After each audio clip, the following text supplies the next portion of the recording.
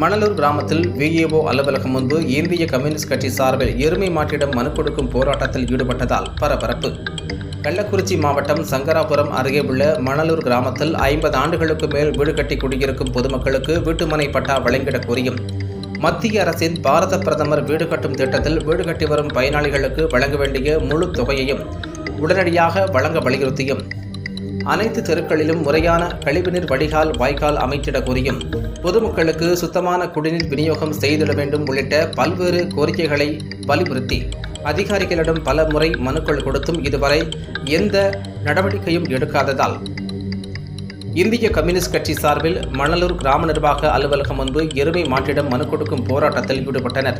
இதனால் அப்பகுதியில் பெரும் பரபரப்பு ஏற்பட்டது.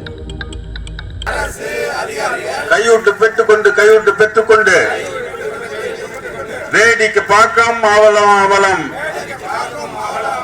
தடுத்து சுகாதாரத்த குடிநீரை சுத்திகரிக்கப்பட்ட குடிநீரை தூய்மையாக வழங்கிடு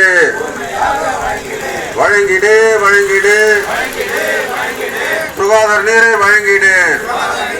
ஆர்ப்பாட்டத்திற்கு வருகை தந்த அத்துணை பொதுமக்களுக்கும் எங்களுக்கு இவ்வளவு நேரம் பாதுகாப்பு. இவங்க எல்லாருமே மக்களுடைய பிரச்சனைகளை கண்டறிந்து அதுக்கு தீர்வு சொல்லணும்.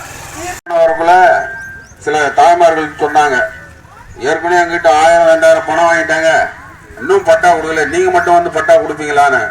நாங்க பணம் வாங்காமலே பகுதியில அனைத்து தரப்ப மாணவர்களும் தரமான கல்வி படித்து முடித்த வேலை ஒரு கிராமத்திற்கான உண்டான ஒரு நிகழ்ச்சி.